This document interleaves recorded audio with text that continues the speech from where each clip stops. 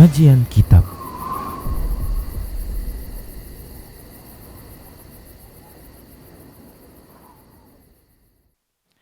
Bismillah. Assalamualaikum warahmatullahi wabarakatuh. Innal hamdalillah nahmaduhu wa nasta'inuhu wa nastaghfiruh wa na'udzu billahi min shururi anfusina wa sayyiati a'malina. May yahdihillahu fahuwal muhtadi wa may yudlil falan tajida lahu waliyyan mursyida. Asyhadu an la ilaha illallah wahdahu la syarika lah wa asyhadu anna Muhammadan abduhu wa rasuluh alladzi la nabiyya ba'dah. Wa qala Allah subhanahu wa ta'ala ya ayyuhalladzina amanu taqullaha haqqa tuqatih wa la tamutunna illa wa antum muslimun. Ya ayyuhalladzina amanu taqullaha wa qulu qawlan sadida yuslih lakum a'malakum wa yaghfir lakum dhunubakum wa may yuti'illaha wa rasulahu faqad faza fawzan 'azima. Ya ayyuhan nasu taqu rabbakumul ladzi khalaqakum min nafsin wahidah wa khalaqa minha zawjaha wa batha minhuma rijalan katsiran wa nisaa'a wattaqullaha alladzi tasaaluna bihi wal arham innallaha kana 'alaikum raqiba. Amma ba'du, inna astaqal hadithi kitabullah wa khairal hadi hadi Muhammad sallallahu alaihi wasallam wa syarral umur muhdatsatuha wa kullu muhdatsatin bid'ah wa kullu bid'atin dhalalah wa kullu dhalalatin finnar. Ma'asyiral muslimin rahimanallahu wa iyyakum. Alhamdulillah kembali kita bertemu dalam kajian Al-Wasaya As-Salaf, wasiat-wasiat minal wasaya as-salaf syabab, di antara wasiat-wasiat para ulama salaf terhadap ataupun kepada para pemuda.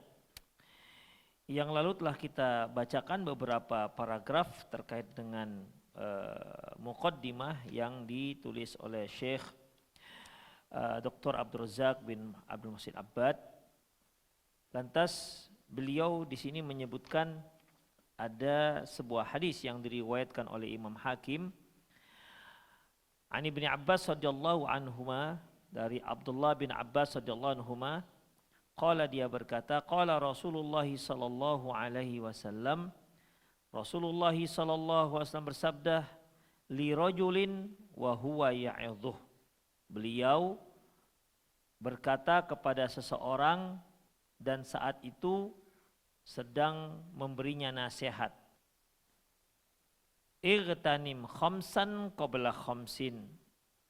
Jagalah 5 hal sebelum datang 5 hal. Syababaka qabla haramik. Masa mudamu sebelum datang masa tuamu. Wasihataka qabla saqamik. Masa sehatmu sebelum datang masa sakitmu. Wa ghinaka qabla faqrik. Masa kayamu sebelum datang masa fakirmu. Wa faraghaka qabla syughlik. Masa luangmu sebelum datang masa sibukmu. Wa hayataka qabla mautik. Masa hidupmu sebelum datang masa matimu. Inilah 5 hal, di mana 5 hal ini diingatkan oleh Rasulullah sallallahu alaihi wasallam. Pertama yaitu masa muda sebelum datang masa tua, masa sehat sebelum datang masa sakit, masa kelapangan rezeki sebelum datang masa fakir, masa luang sebelum datang masa sibukmu, dan masa dalam keadaan hidup saat hidupmu sebelum datang kematianmu. Ikhwah azallahu wa iyyakum. Di sini kata beliau, fa marhalatus syabab dakhilatun fi umumi qaulihi sallallahu alaihi wasallam wa hayataka qabla mautik. Bahwasanya masa muda ataupun fase muda, di saat seorang itu muda, itu masuk pada keumuman yaitu wahayataka qabla mautik, masa hidupmu sebelum datang masa matimu. Jadi kan di sini Rasulullah menyebutkan ya di awal syababaka qabla haramik, masa mudamu sebelum datang masa tuamu. Dan yang kelima disebutkan wahayataka qabla mautik, masa hidupmu sebelum datang kematianmu. Padahal sebagaimana yang sudah kita maklumi, masa muda itu kan termasuk masa hidup. Tidak ada orang muda, masa muda kemudian dia mati, dalam keadaan mati. Jadi di sini ikhwah memberikan makna pentingnya masa muda. Karena apa? Sampai Rasulullah perlu menyebutkan secara khusus. Ketika Rasulullah katakan wahayataka qabla mautik, masa hidupmu sebelum datang masa matimu, sebenarnya masa hidup itu kan dari mulai bayi, anak kecil, masa muda, tua dan seterusnya. Sudah termasuk dalam semua fase-fase kehidupan. Tetapi secara khusus Rasulullah Shallallahu Alaihi Wasallam menyebut masa muda. Saya ulangi, Rasulullah menyebutkan di yang kelima bahwasanya hayataka qabla mautik, manfaatkan waktu hidupmu sebelum datang kematianmu. Waktu hidup seorang manusia sejak dia lahir sampai dia meninggal dunia, sesaat sebelum meninggal dunia. Dan di antara masa hidup itu adalah masa muda. Yang seharusnya kalaupun Rasulullah SAW tak menyebutkan masa muda, sungguh dia sudah termasuk dalam hidupmu sebelum matimu. Tapi ternyata Rasulullah SAW menyebutkan masa muda secara khusus. Syababaka qabla haramik, masa mudamu sebelum datang masa tuamu. Sebelum datang masa tuamu. Dalam uslub bahasa Arab, pengulangan penyebutan secara khusus ini menunjukkan pentingnya sesuatu yang disebutkan secara khusus. Bukankah masa tua juga termasuk dalam fase kehidupan? Ya, tapi nggak disebutkan. Masa anak-anak dia termasuk dalam masa hidup, tapi tak disebutkan. Rasulullah hanya menyebutkan masa muda, ya, dari seluruh masa-masa kehidupan. Demikian ikhwah. Nah, ini menunjukkan bahwasanya ya wahayataka qabla mautik, disebutkan masa hidupmu sebelum masa matimu. Walakinna alaihi salatu wassalam khassa hadhil mar'ah lidzikri li'azami ahamiyatiha wa kabiri sya'niha. Ya. Rasulullah sallallahu alaihi wasallam menyebutkan masa muda secara khusus karena pentingnya masa muda tersebut. Fayambaghi tayaqqudhu lidzalika wa adamu tahawuni biha. Oleh karena itu hendaklah kita sadar dan jangan sampai mengabaikannya. Ini merupakan ikhwah uslub bahasa Arab yang memberikan kesan kepada kita pentingnya sesuatu itu yang disebutkan secara khusus. Dan ini sering kita lihat baik dalam hadis Rasulullah SAW maupun dalam sunnah Rasulullah. Kita lihat di yang pertama syababaka qabla haramik, masa mudamu sebelum datang masa tuamu. Kemudian terakhir wahayataka qabla mautik, masa hidupmu sebelum datang masa matimu. Artinya masa hidup itu umum diatofkan dengan khusus. Dari sekian banyak masa hidup, diantaranya kan ada yang khusus yaitu masa muda. Yang umum ini diatofkan kepada masa muda. Demikian ikhwah. Ya.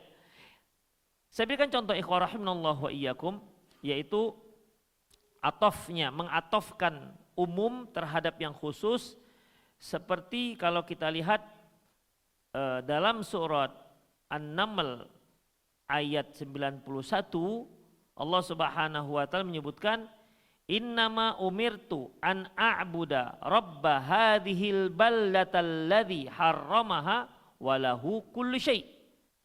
Sesungguhnya aku diperintahkan untuk menyembah Tuhan negeri ini yang telah Dia haramkan, maksudnya Mekah. Sesungguhnya aku diperintahkan untuk menyembah Tuhan negeri haram ini, walahu kullu syai', dan Tuhan yang memiliki segala sesuatu. Sebenarnya kalau di ayat menyebutkan sesungguhnya aku diperintahkan untuk menyembah Tuhan pemilik segala sesuatu, termasuk enggak Mekah? Termasuk.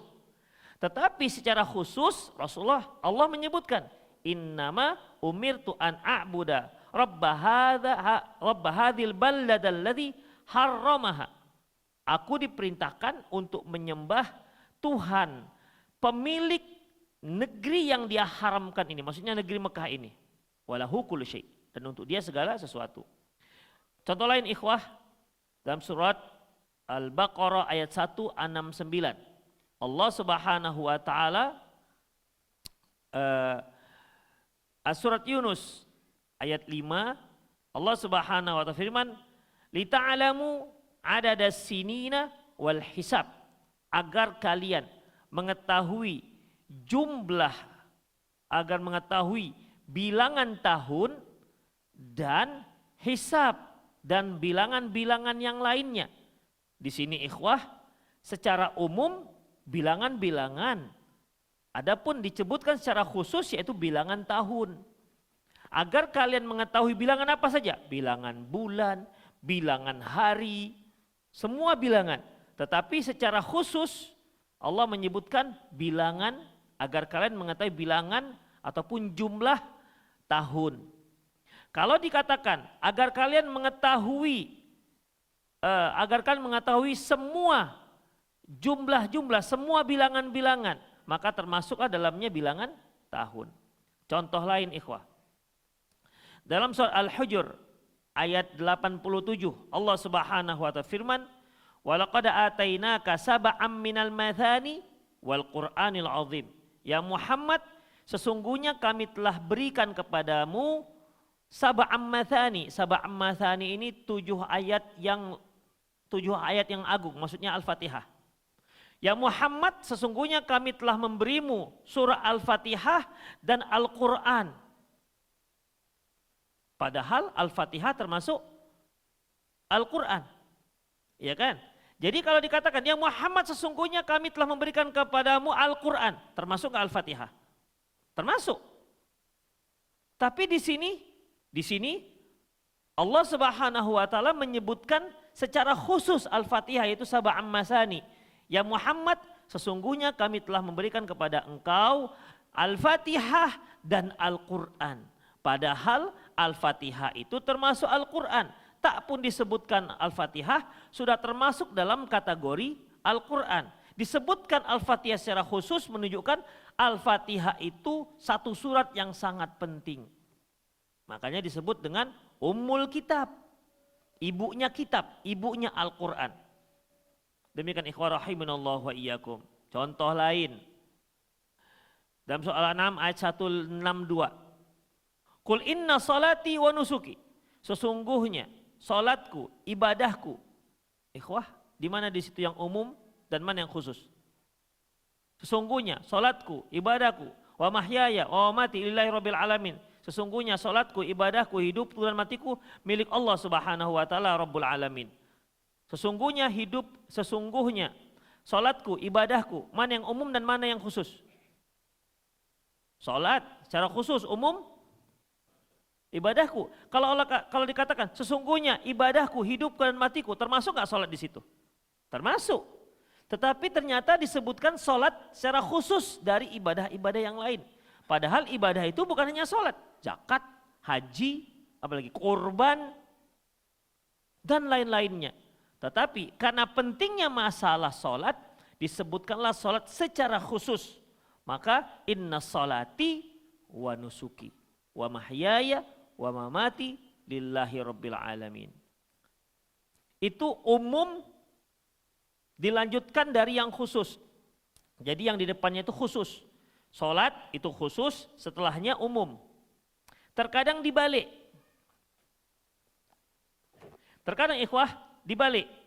Umum dulu disebutkan, baru secara khusus.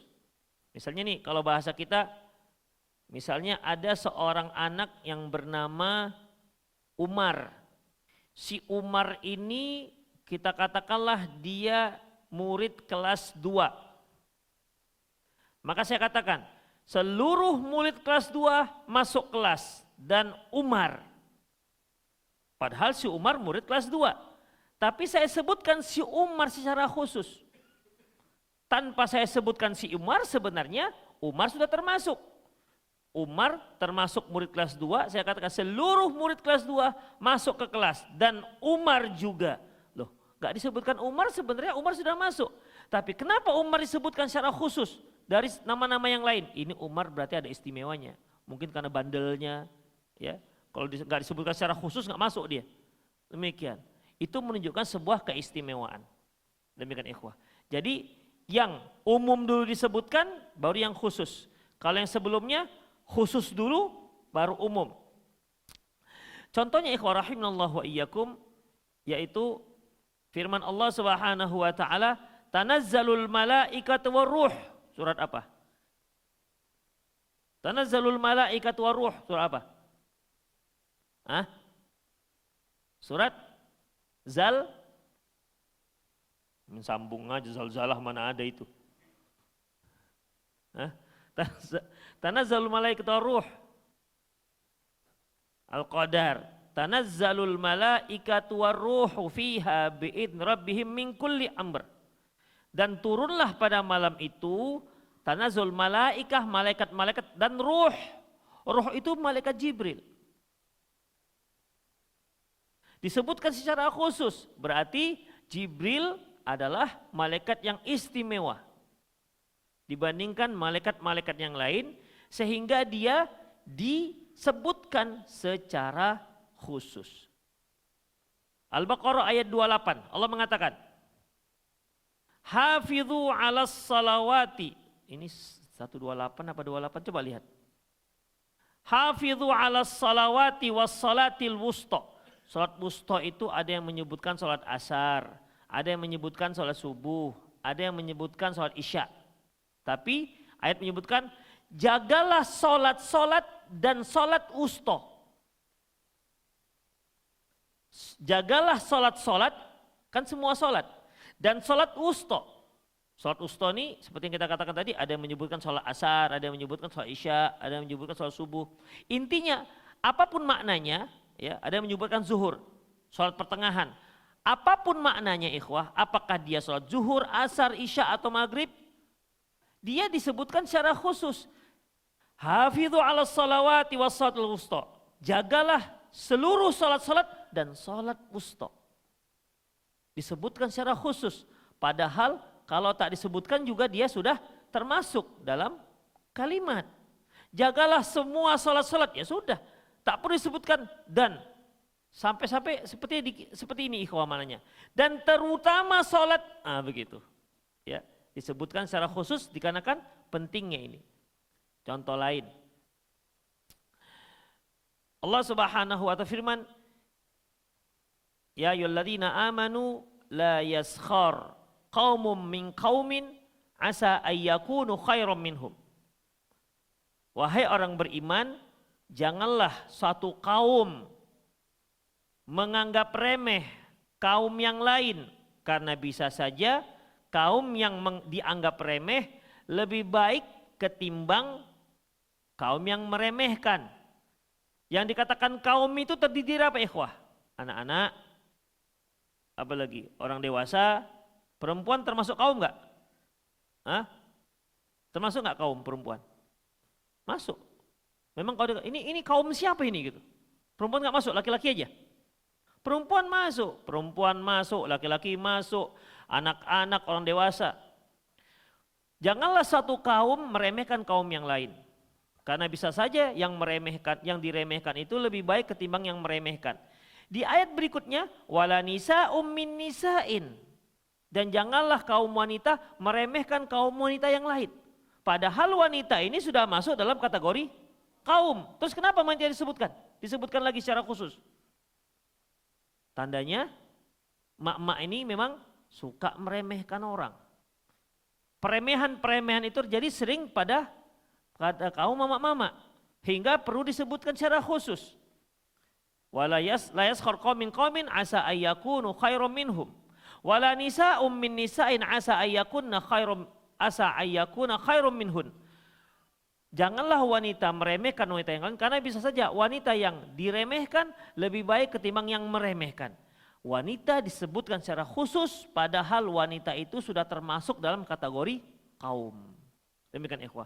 Itulah beberapa contoh terkait dengan pentingnya yang disebutkan secara khusus tadi. Apakah yang khusus dulu baru umum ataukah yang umum dulu baru khusus? Termasuklah hadis yang kita baca tadi itu ikhwah. Ya, iqtanim khamsan qabla khamsin. Jauhkanlah, jagalah yang 5 sebelum yang 5. Syababaka qabla haramik. Masa mudamu sebelum masa tuamu. Di akhir hadis, hayataka qabla mautik. Masa hidupmu sebelum datang masa matimu. Padahal masa muda itu sudah masuk dalam masa hidup. Tapi masa muda itu disebutkan secara khusus dari sekian banyak masa hidup. Menunjukkan masa muda itu masa yang penting. Demikian ikhwah. Masa tua penting enggak? Enggak penting-penting kali. Hah? Penting juga, tapi tak sepenting masa muda. Ya, tak sepenting masa muda. Karena muda, seperti yang telah kita bahas kemarin, masa muda itu orangnya masih gesit, ya, gesit, lincah, panca inderanya masih terang. Demikian ikhwah, dia punya cita-cita, dia punya semangat. Dibandingkan dengan orang tua. Dibanding orang tua, dia lebih lamban. Demikian. Jalannya juga lebih lamban. Lebih banyak, lebih semangat mana? Orang tua makan atau anak muda makan? Anak muda makan. Demikian ikhwah. Lebih semangat mana ketika main-main futsal? Anak muda apa orang tua? Hah? Anak muda, pasti anak muda ikhwah. Demikian. Makanya nggak pernah kita lihat ada kakek-kakek main futsal. Nggak ada kan? Demikian. Kalau kakek-kakek biasanya mainnya apa? Pimpong lah, pimpong. Jogging lah, jalan gitu kan. Jalan si kakek dengan si nenek jalan pelan-pelan.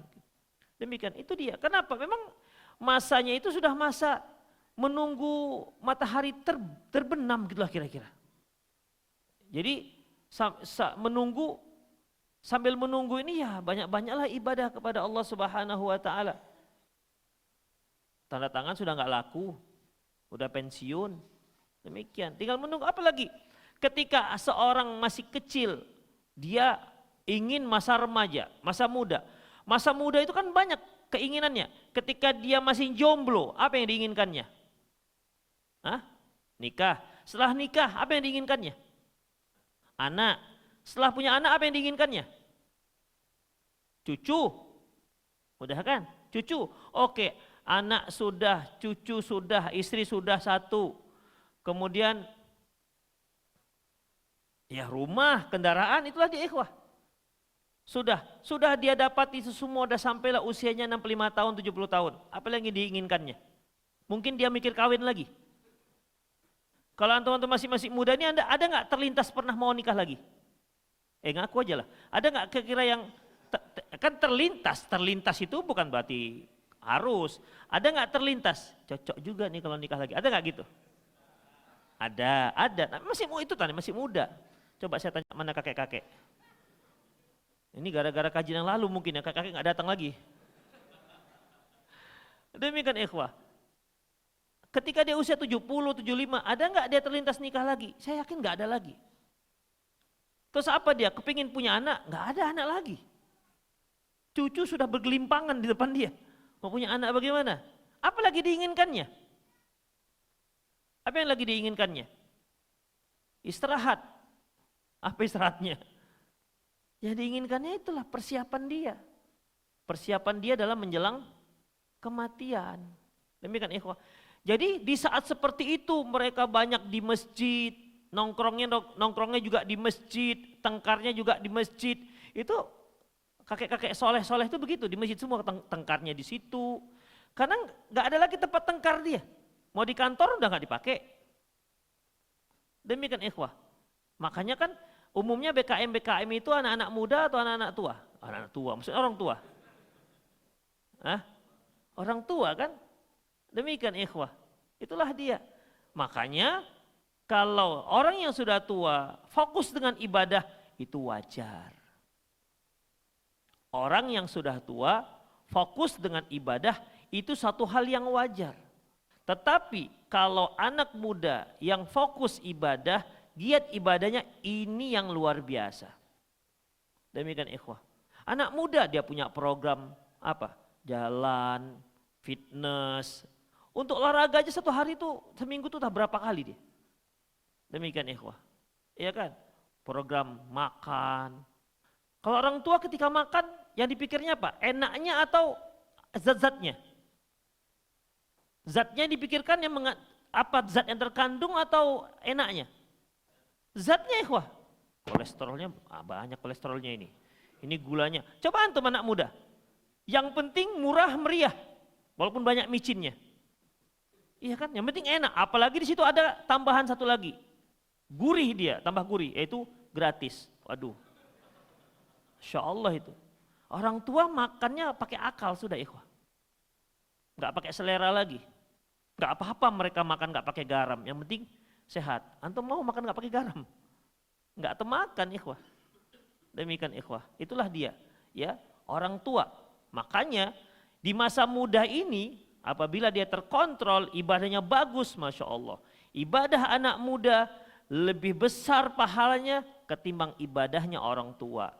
Tapi ingat ikhwah, anak muda yang ibadahnya giat, kemudian ketika dia sudah tua, maka ibadahnya menjadi menurun, maka ketahuilah nilai ibadahnya menurun ini sama seperti nilai ibadah dia ketika masih muda. Itu dia. Misalnya nih, masa mudanya dia giat puasa Nabi Daud. Afdalus Syam ba'da Ramadan syamu Daud. Sebaik-baik puasa setelah puasa Ramadan puasa Daud. Kana yasumu yauman wa yuftir yauman. Yaitu berpuasa satu hari dan berbuka satu hari. Di masa muda dia selalu melakukan ini. Ketika dia sudah tua dia sudah mulai sulit untuk puasa Nabi Daud. Akhirnya dia turunkan dosisnya. Dia puasa Senin Kemis. Udah semakin lemah. Akhirnya puasa sebulan 3 kali. Maka ketahuilah ikhwah, puasa sebulan 3 kalinya ini sama nilainya dengan puasa Nabi Daud. Karena dia uzur. Itu ikhwah. Dia uzur. Orang yang dia terbiasa sholat tahajud, setiap hari sholat tahajud, suatu hari kesiangan dia, gimana? Dia mau sholat tahajud tapi kesiangan. Maka dia tertulis nilainya seperti orang yang juga tahajud. Antum gak pernah tahajud, masih niat. Masih niat. Niatnya pun sebelum subuh. Macam antara iya dan tidak. Kesiangan. Yang penting udah dapat niat. Gitu.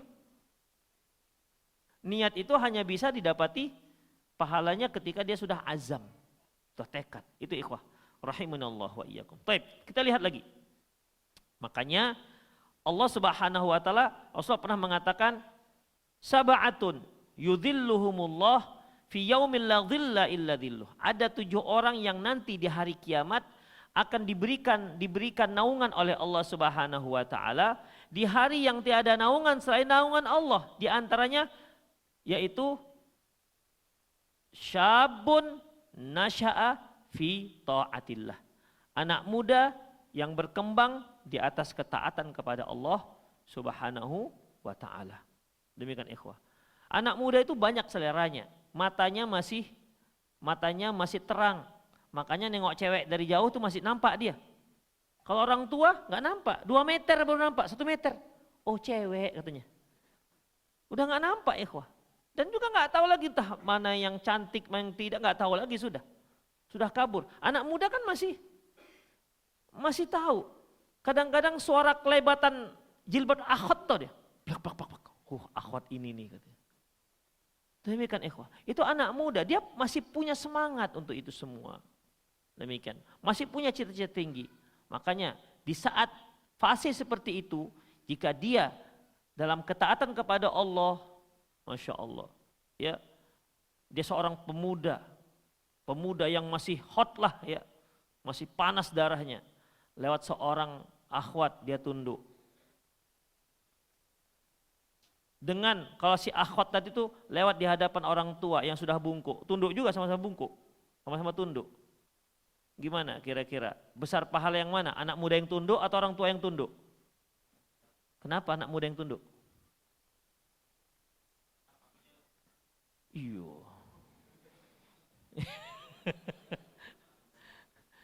Karena daya magnet keinginan untuk melihat itu lebih besar pada anak muda ketimbang orang tua. Orang tua itu nggak bisa nengok, mungkin ini sudah terjepit sarafnya di sini, bukan karena mau nengok.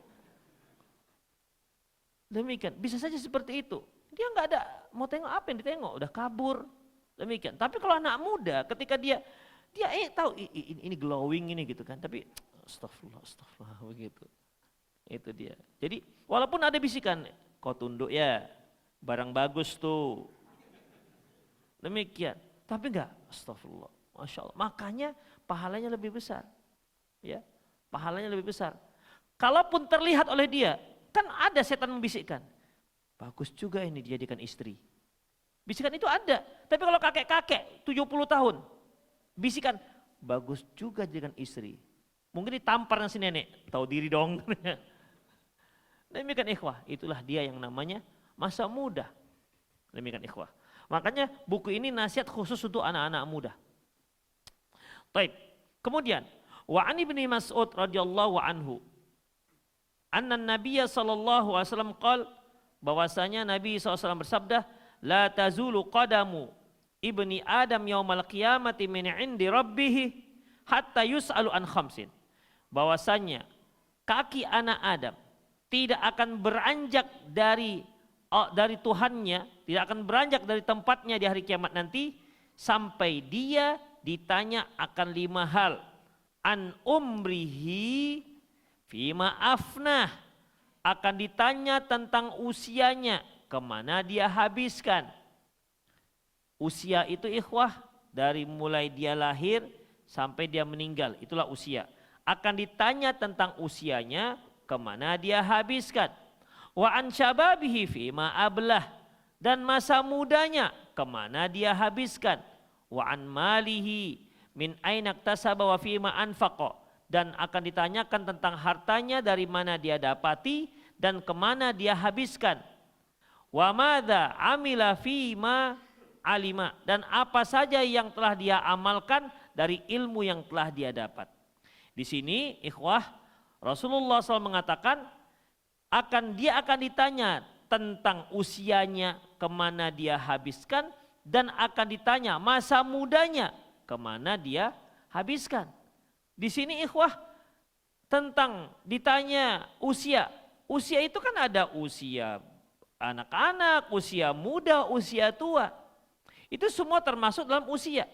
Yang seharusnya ketika ditanya, akan ditanyakan kemana usia dia habiskan. Ya masa muda termasuk. Tapi ternyata Rasulullah SAW menyebutkan secara khusus, wa an syababi fima ablah, akan ditanya, tuh masa mudanya dihabiskan kemana? Diisi apa tuh masa-masa mudanya? Apakah dia diisi dengan hanya foya-foya? Ataukah diisi dengan ketaatan pada Allah? Atau diisinya hanya untuk jalan-jalan ke sana kemari? Atau diisi hanya untuk usaha, untuk berdagang? Demikian, kemana dia habiskan masa mudanya? Masa tua nggak ditanya. Ya, kemana dihabiskan masa tua nggak ditanya. Kenapa? Sudah termasuk dalam masa usianya. Begitu ikhwah. Disebutkan masa muda dari usia secara khusus menunjukkan bahwasanya Rasulullah sangat perhatian dengan masa muda. Fa akhbaran Nabi sallallahu alaihi wasallam annal mar'a yus'alu yaumal qiyamati an hayatihi bi su'alain. Bahwasanya Nabi SAW mengabarkan kepada kita bahwa seseorang itu nanti di hari kiamat akan ditanya tentang kehidupannya dengan 2 pertanyaan. Al-awwalu an hayatihi umuman min awwaliha ila akhiriha. Yang pertama ditanya tentang kehidupannya secara umum dari mulai dia lahir sampai dia meninggal dunia. Wasani an marhalati syabab khususon. Yang kedua akan ditanya dia secara khusus tentang masa muda. Ma'annahu idza su'ila an hayatihi. Padahal kalau dia ditanya tentang kehidupannya, fa innal marhalatas syabab dakhilatun fiha. Padahal masa muda itu termasuk dalam kehidupan. Lakinnahu yus'alu yaumal qiyamati anha su'al khassan. Akan tetapi di hari kiamat masa muda akan diberikan pertanyaan khusus dibandingkan masa-masa yang lainnya. Itu ikhwah. Walihada yanbaghi 'ala syababi ayantabiha li ahammiyati hadhil marhalah. Oleh karena itu, wahai para pemuda, hendaklah para pemuda itu memperhatikan pentingnya fase muda ini. Wa yatadzakkara daiman anna rabbahu azza wa jalla sayas'aluhu yaumal qiyamati madza amila fiha. Dan hendaklah dia senantiasa mengingat Tuhannya bahwasanya nanti di hari kiamat nanti Allah akan bertanya secara khusus tentang apa yang dia lakukan di masa muda. Idhafatan ila su'ali an amali fi umrih kullih. Ditambah lagi termasuk dalam akan ditanya tentang usia amalan yang dia isi pada usia seluruhnya. Al-mutadamminu limarhalatis syabab, yang masa muda itu termasuk dalam usia. Li'annaha marhatun qawiyatun nasyad, karena masa muda ini adalah fase manusia itu masih kuat dan gesit. Wa yusri harakah, gerakannya juga masih kencang, gerakannya juga masih gesit. Wa quwwatul a'dha, anggota badannya juga masih kuat. Dari mulai panca inderanya sampai anggota badan yang lainnya itu semua masih kuat. Ya, kaki masih kuat, tangan masih kuat, bahu masih kuat, panca indera, mata masih terang. Demikian ikhwah, hidung masih awas, telinga juga semua masih bagus panca inderanya. Semua dalam keadaan kuat. Waqtimalul hawas, dan panca inderanya masih sempurna. Walihada hathan nabiyyu sallallahu syabab kama fil hadis sabiq ala ightinami hadhil marhalah ightinaman 'aziman. Oleh karena itu Nabi memberikan spirit kepada para pemuda seperti yang hadis yang telah kita bacakan, hendaklah dia mengisi, jangan dia sia-siakan kesempatan masa muda tersebut. Dia isi dengan cara yang terbaik. Wa ausa alaihi salatu wassalam aidan ahlul ilmi al-mu'tanina bitarbiyati wa da'wati wa ta'lim syabab. Bukan hanya itu, Rasulullah SAW mewasiatkan kepada para ulama agar mereka memberikan perhatian khusus terhadap tarbiyah, pendidikan, dakwah dan pengajaran terhadap para pemuda. Perintah langsung dari Rasulullah SAW.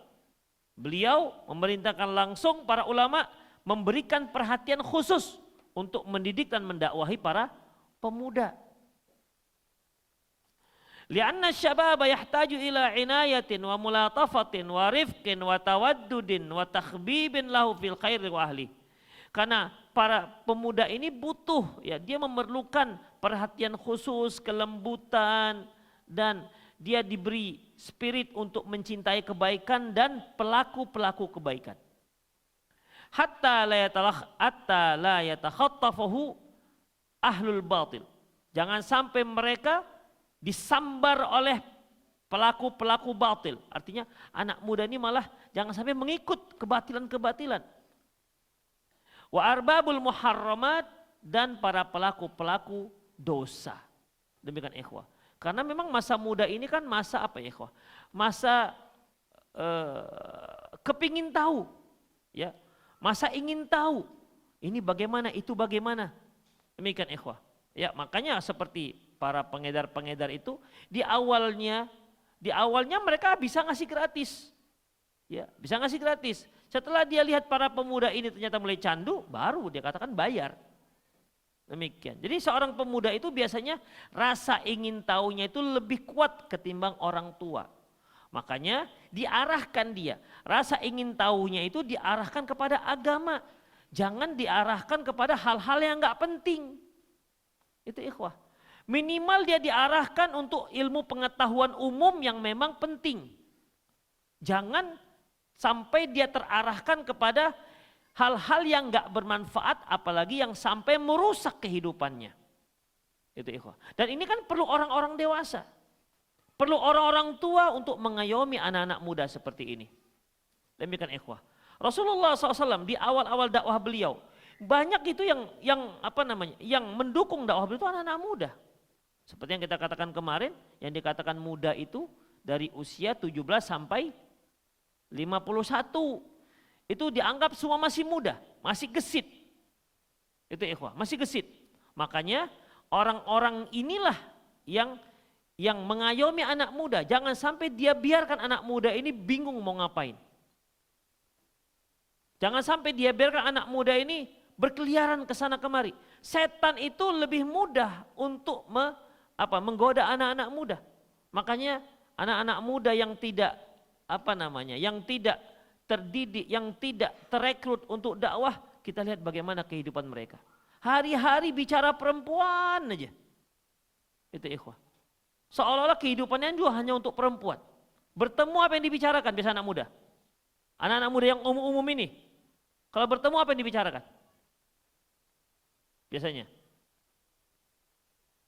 Topik yang paling trendy di antara mereka apa? Nah, ini nggak ada yang muda ya. Taib, kalau pemuda-pemudanya itu bapak-bapak, 40, 45. Kalau mereka ngumpul 5 orang, yang dibicarakan apa? Yang topik yang paling happening? Hah? Poligami? Politik. Oke, politik. Itu satu. Yang kedua? Hah? Bola. Bobby. Ngeri ini. Nggak ikut-ikut saya. Demikian ikhwah. Ya. Jadi ya sesuatu yang memang sifatnya perlu pengerjaan, perlu pemikiran yang kuat. Itu dia, perlu pemikiran yang kuat. Itulah kalau anak-anak muda. Kalau yang umum-umum itu ya nanti bicaranya nanti ya masalah nanti nyanyi lah, masalah drakor lah, masalah cewek lah, masalah apa lagi Ki? Biasanya Ki? Game ya, main bola juga termasuk. Kadang-kadang masing-masing punya favorit sendiri-sendiri, bertengkar mereka di situ. Demikian ikhwah, hanya masalah-masalah yang nggak penting. Itu ikhwah. Makanya diarahkan. Jadi orang-orang yang anak-anak muda yang multazim, yang taat agama, ketika duduk yang dibicarakannya apa biasanya? Misalnya ini ada 5 orang jomblo nih, yang sudah ngaji jomblo, duduk, apa yang mereka bicarakan? Hah? Nazor. Biasanya apa yang dibicarakan? Antumlah dulu waktu belum nikah. Hah? Apa? Kajian di mana? Wih, masya Allah, bagus. Hah? Oh iya, oh akhwatnya kajian di mana? Iya. Demikian ikhwah, itulah. Baik, kita lanjutkan. Walihada harras as-sahabata ala tahqiqi hadhil ma'ani al-jalil. Kama jaa an Abi Sa'idin Al-Khudri radhiyallahu anhu. Oleh karena itu kita lihat bagaimana walihada harsus sahabati, bagaimana para sahabat sangat semangat untuk untuk tahqiq, untuk mewujudkan makna yang agung ini sebagaimana yang diriwayatkan oleh Abu Sa'id Al-Khudri, annahu idza ra'a asy-syabab, kalau dia melihat anak muda, qala marhaban biwasiyati Rasulullah. Setiap kali dia nengok anak muda, marhaban biwasiyatin Rasulullah, selamat datang bagi orang-orang yang mendapat wasiat Nabi sallallahu alaihi wasallam. Ausana Rasulullah sallam an wasi'a lakum fil majlis. Sungguh Rasulullah telah mewasiatkan kepada kami agar kami melapangkan untuk kalian majelis kalian. Berarti anak-anak muda multazim itu memang kaitan dengan kajian, ikhwah. Ngaji. Demikian. Yang dibicarakan pengajian. Itu ikhwah. Tahsin, bahasa Arab, Apalagi ya di samping dengan usaha-usaha yang mereka bicarakan. Tapi begitu sampai dikatakan marhaban biwasiyati Rasulillah sallallahu alaihi wasallam. Ausa Rasulullah nuwasi'alakum fil majlis. Rasulullah telah mewasiatkan kepada kami agar kalian dilapangkan, diberikan majlis. Wa an yufhamakum al hadis, wa an nufhamalakum al hadis. Kami juga diwasiatkan agar kami memberikan kalian pemahaman terhadap hadis, mengajarkan kalian hadis. Fa innakum khulufuna wa ahlul hadisi ba'dana. Karena sungguhnya kalian itu merupakan generasi penerus kami dan ahlul hadis setelah kami. Wa kana yuqbilu ala syabab, dan juga terkadang beliau datang mendatangi para pemuda, fayaqul lahu, dan dia mengatakan maksudnya Abu Sa'id Al-Khudri mengatakan, ya bena akhi, wahai anak saudaraku, idza syaqaqta fi syai'in fasalni hatta tastayqina. Kalau ada yang kamu ragukan dalam satu permasalahan, tanya kepadaku, jangan sampai kamu itu yakin. Demikian, bertanya. Karena memang ikhwah, Rasulullah SAW pernah mengatakan, ala inna syifai su'al. Ketahuilah bahwasanya obat kebodohan itu bertanya.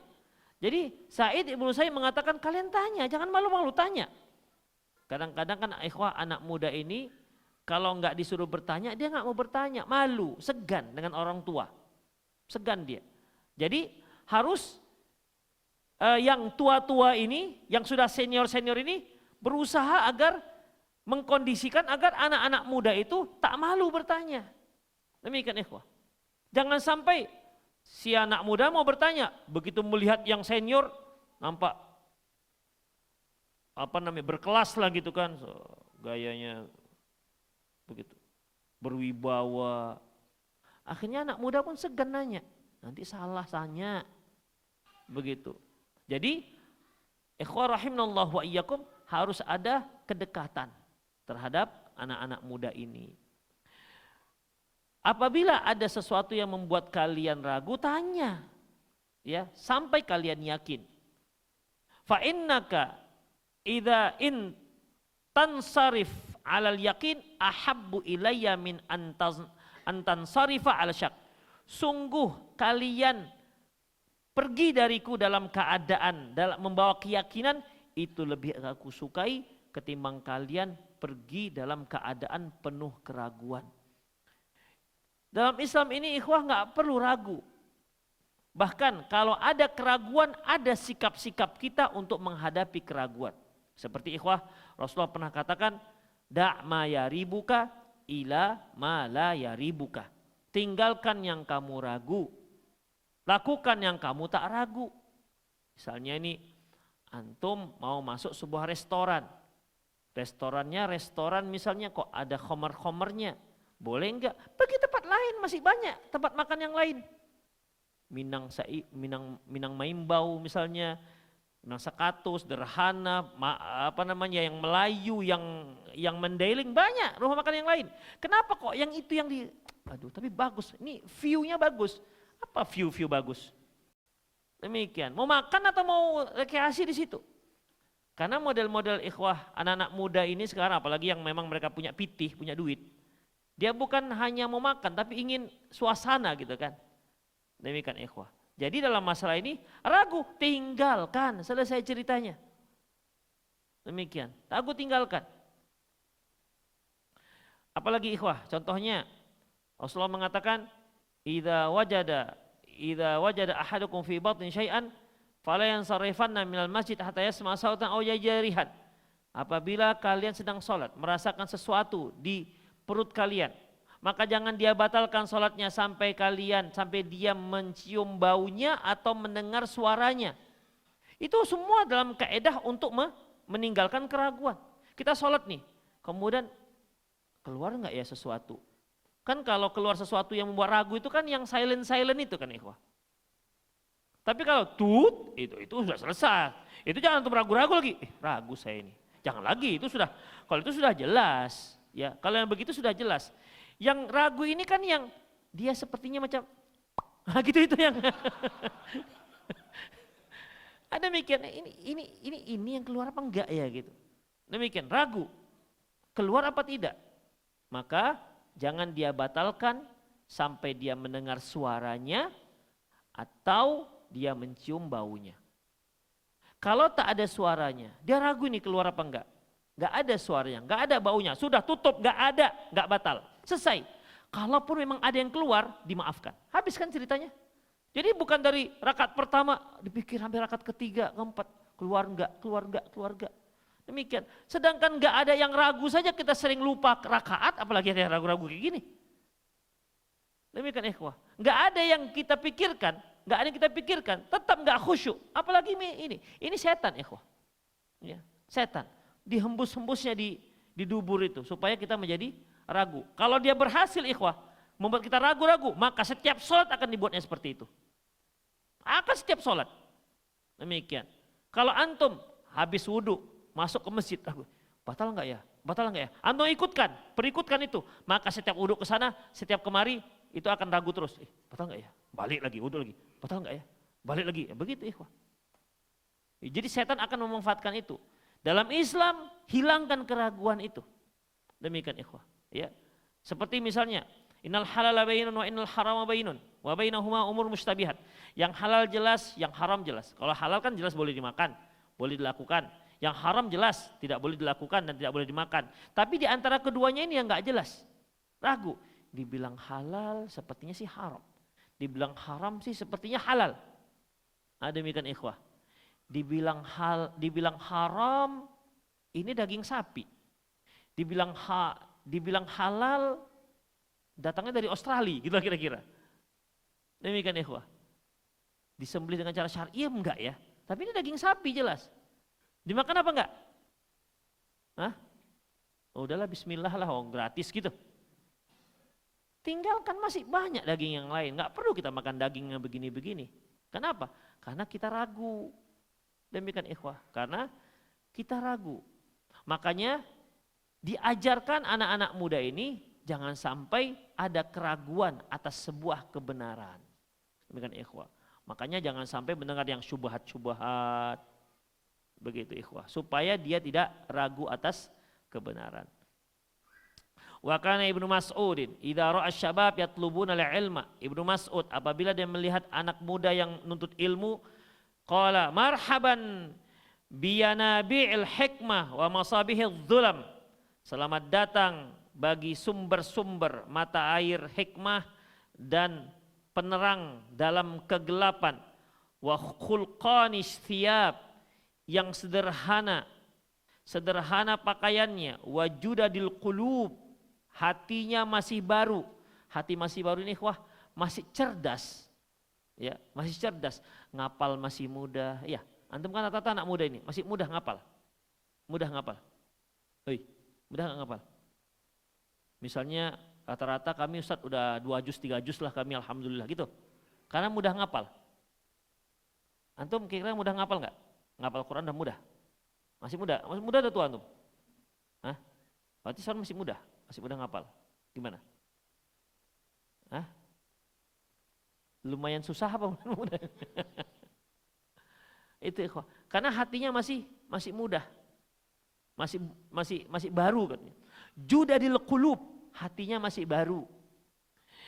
Hubsil buyut ini ada mengartikan dia memang dia sering di rumah.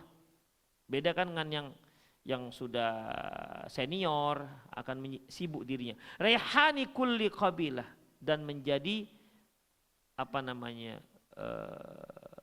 Rehan ini pewangi dari setiap kabilah, artinya harapan dari setiap kabilah. Anak-anak muda ini untuk mengganti yang tua. Wa wasaya salaf rahimahullah, dan wasiat-wasiat para ulama salaf rahimahullah lisyabab, untuk para pemuda, wa inayatuhum bihadil marhalah kathiratun jiddan, dan wasiat-wasiat para salaf terhadap para pemuda dan perhatian mereka terhadap masa muda ini itu sangat banyak. Wa fi hadhihi risalah min wasaya salaf lisyabab, oleh karena itu di artikel ini yaitu di antara wasiat-wasiat ulama salaf lisyabab untuk para pemuda, intaqaitu jumlatan minha, aku pilih Aku pilih di antara sekian banyak nasihat-nasihat para ulama untuk para pemuda. Ma'ata'alikin yasirin ala kulli wasiyatin, disertai dengan sedikit komentar dalam setiap wasiat. Demikian ikhwah rahimanallahu wa iyyakum. Al-wasiyatul ula, wasiat yang pertama. Dia ada berapa wasiat? Ada 15 wasiat. Wasiatul ula, wasiat yang pertama, insyaallah di Sabtu yang akan datang. Baik, demikian. Qulu qauli hadza wastaghfirullah li wa lakum wa lisal muslimin innahu wal ghafurur rahim. Silakan ada yang mau bertanya, boleh juga di 0813 600 600 61. Silakan. Ada yang mau bertanya langsung? Untuk mau pakai kertas juga boleh, tapi langsung aja lah di 0813 600 600 61. Rata-rata kan udah bawa HP kan? Ada yang mau bertanya silakan. Mikrofon kita ada mikrofon kita. Berapa? 2, 1 kasihkan ke ibu-ibu sana. 1 kasihkan ke ibu-ibu. Silakan ibu-ibu yang mau bertanya langsung, silakan kita sediakan mikrofonnya.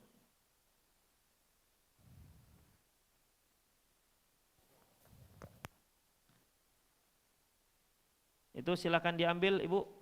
Itu mikrofonnya silakan ambil di atas tuh. Ya, silakan.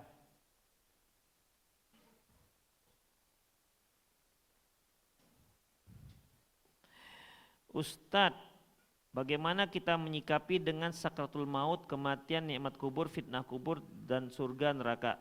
Karena sungguhnya saya sangat takut jika hal itu akan terjadi dengan saya. Walaupun saya belum mengetahui takdir apa yang akan terjadi dengan saya, dan saya benar-benar takut akan siksa.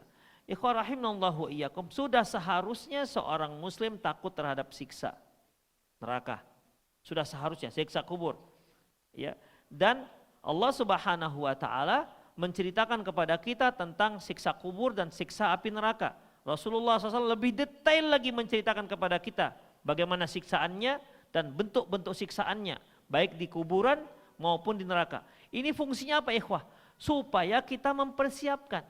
Jadi kita takut itu harus tidak boleh sekedar takut tapi diiringi dengan persiapan.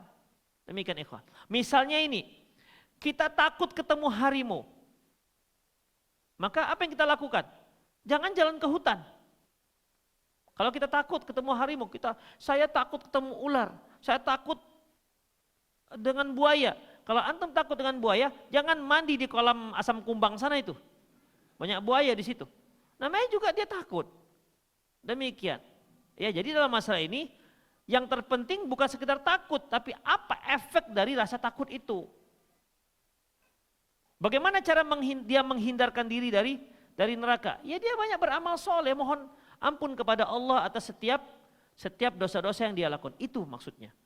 Dan itu memang tujuan Allah Subhanahu wa taala dan Rasulullah SAW menceritakan kepada kita bagaimana neraka itu. Itu tujuannya. Ya, agar kita bisa beramal.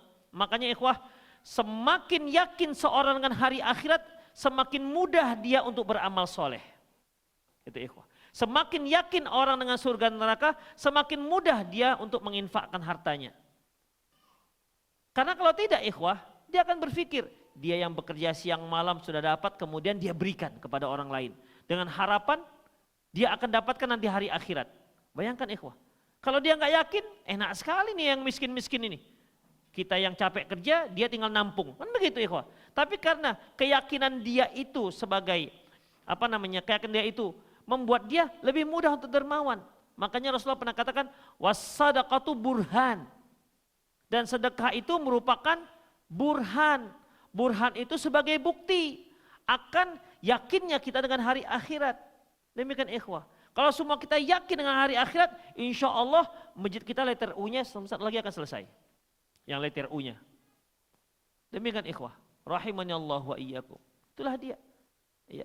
Coba kalau kita nggak yakin dengan akhirat, nggak akan ada keluar apa-apa. Itulah dia. Jadi fungsi daripada bicara akhirat itu agar kita bisa lebih mudah untuk melakukan amalan soleh. Allahu a'lam bishawab. Ada yang mau tanya langsung? Ibu-ibu ada yang mau nanya langsung, Bu?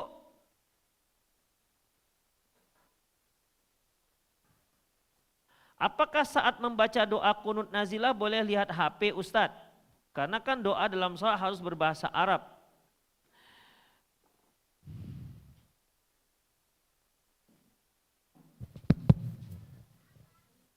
Apakah boleh lihat HP ketika doa kunut nazilah? Allahu a'lam bishawab. Boleh insya Allah. Kalau memang dia ingin kunut nazilah. Karena masalahnya memang dia tidak bisa bahasa Arab. Insya Allah. Tapi upayakan bahwasanya untuk kunut nazilah itu antum hafal saja yang mudah-mudah. Nggak usah panjang-panjang sekali seperti yang kunut nazilah yang panjang-panjang. Di awal Allah mansur muslim wal muslimat, terus panjang, lama-lama turun karena lama kan. Ya. Yang mudah-mudah aja. Antum mau doakan siapa ini? Gaza. Udah. Allahumma mansur muslimina fil Gaza. Kan mudah itu. Enggak harus pakai baca. Enggak bisa Ustaz, saya harus baca. Ya sudahlah, bacalah kalau begitu. Kalau memang kepingin untuk kunut nazilah. Allahu a'lam bishawab. Boleh enggak kita kunut itu pakai bahasa Indonesia ya? Jawabannya enggak boleh. Ya. Enggak boleh. Nanti yang bahasa Indonesia nanti bahasa Indonesia. Nanti yang bahasa Padang dia. Kan kacau jadinya.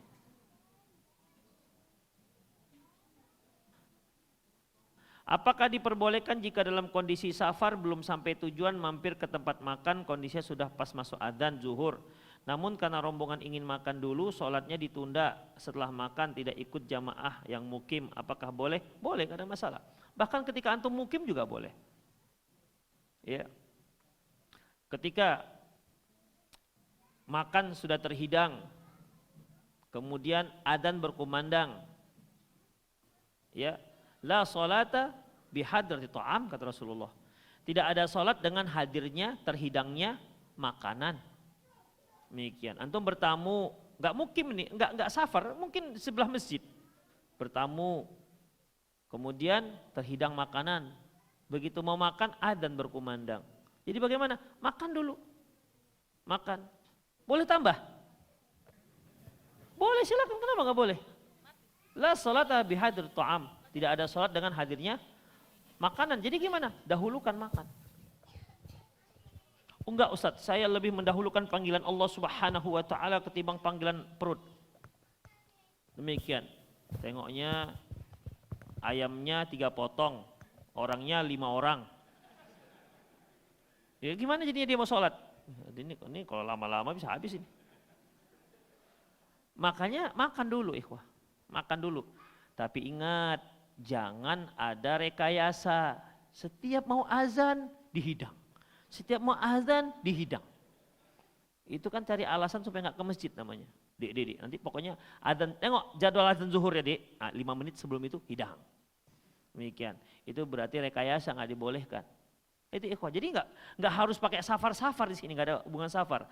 Ketika kita mukim juga seperti itu. Boleh kita dahulukan makan. Boleh tambah, silahkan. Selesai makan, silahkan datang ke masjid. Terlambat dong, nggak apa-apa. Ya, nggak apa-apa. Demikian. Paling itu kejadiannya sebulan mungkin sekali, 2 kali. Kalau sebulan itu sampai 6 kali, 7 kali, berarti memang ada keinginan berarti. Allahu a'lam bishawab. Apakah perjalanan dalam tujuan liburan itu termasuk safar? Iya, nggak apa-apa. Selama antum itu safar, mau tujuan untuk liburan, mau tujuannya untuk misalnya kemana perginya? Ke Sibolga, ngapain? Diving. Wah, gitu kan. Kan hiburan. Safar kita ke sana, apakah mukim? Iya. Apakah dia mengkosor? Iya, mengkosor. Jadi baik safar itu safar sunnah maupun safar mubah, kita dibolehkan untuk safar. Gimana kalau safar maksiat? Mau kemana bang? Mau ke Las Vegas, ngapain? Main judi. Jadi makanya saya mengkosor jamak takhir ini, mau jamak takdim. Supaya nanti sampai di Las Vegas sana udah tinggal main judi. Boleh nggak dia? Hah? Boleh nggak dia menjamak dan mengkosor? Menjamak, nggak mengkosor. Sampai di sana dia begitu adzan zuhur, sholat dia jamak takhir, jamak takdim. Jadi waktunya lapang itu dari zuhur sampai maghrib. Nanti maghrib jamak takdim.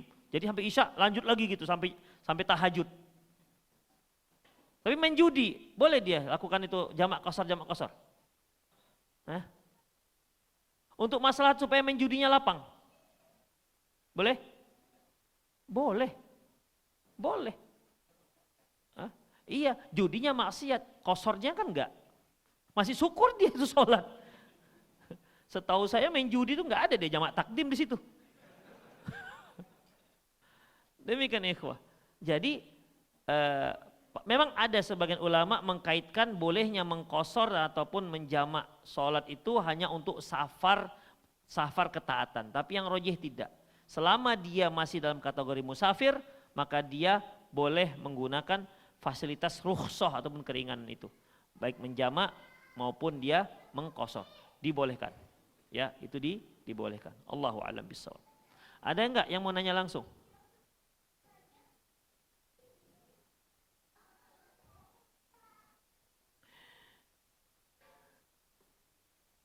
Pada saat imam subuh lupa baca kunut, kemudian pada tahiyat akhir melakukan sujud sahwi, apakah saya harus ikut sujud sahwi? Ya, selama antum masih dalam jamaah itu ikut. Ya, misalnya dia lupa, seharusnya tasyahud awal, berdiri dia.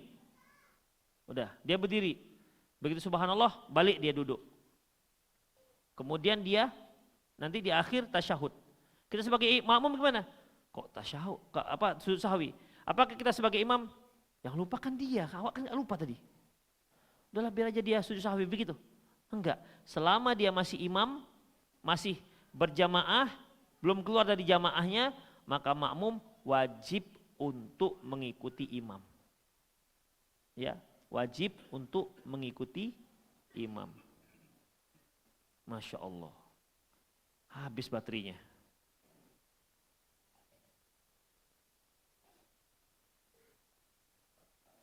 Ada yang mau tanya langsung ikhwah? Ternyata lowbat. Ada yang langsung? Ya. Ya.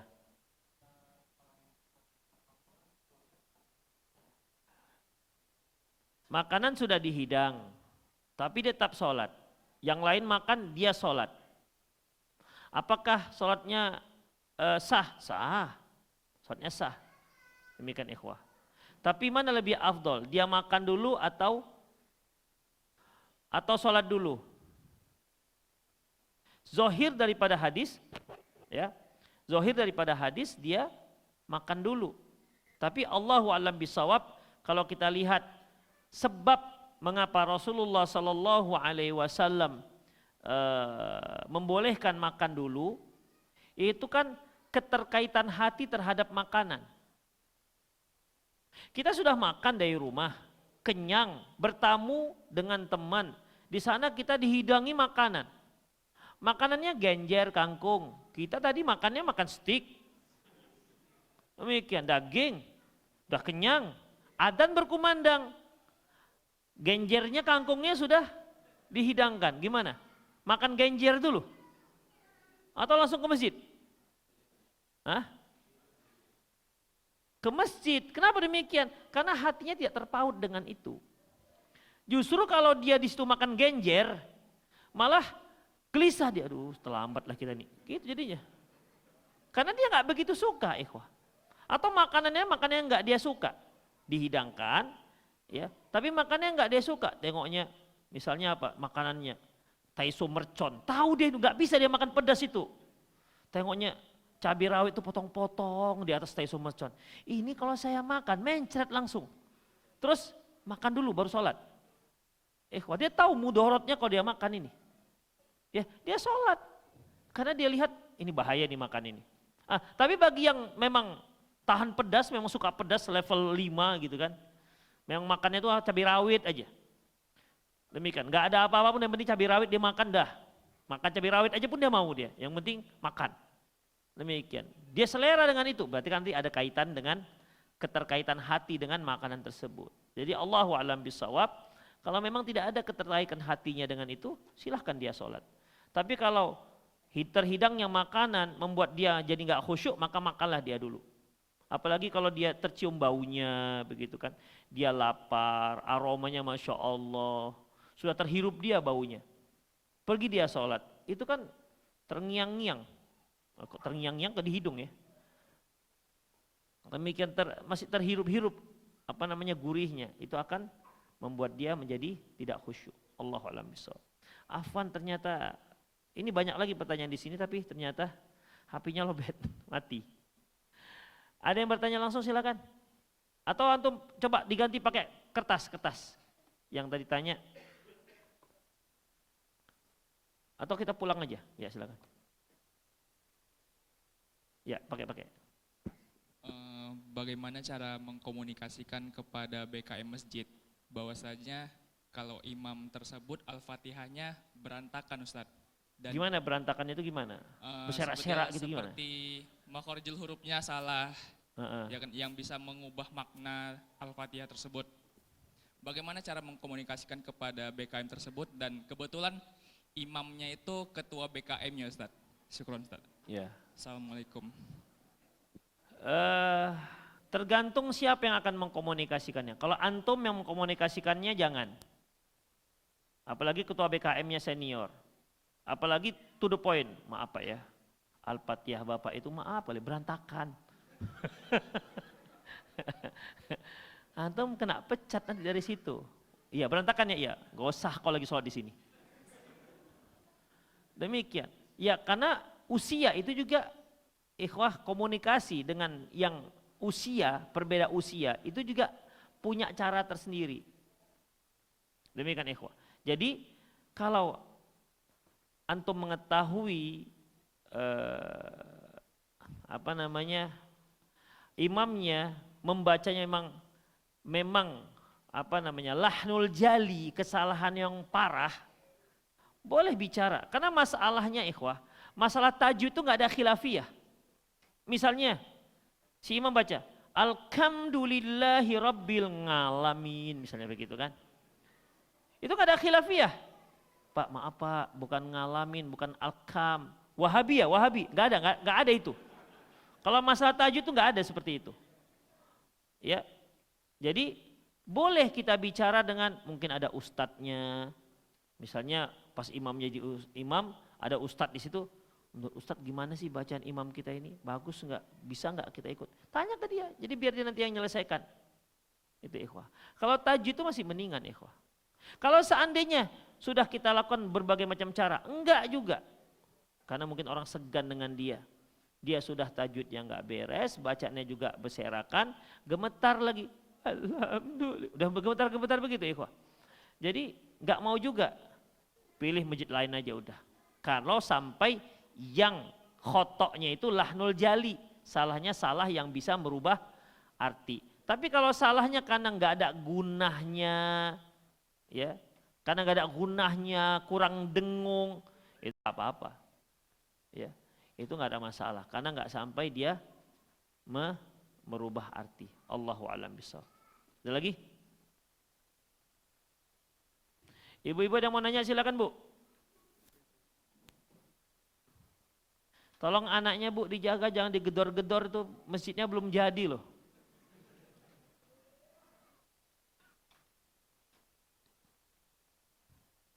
Ada lagi? Ulanglah berarti ya. Ya udahlah ikhwah, afwan sekali lagi. Banyak pertanyaan tapi sayangnya qadarullah masyafa'alah, lobet HP-nya. Tapi ikhwah, itu saja kajian kita, semoga bermanfaat.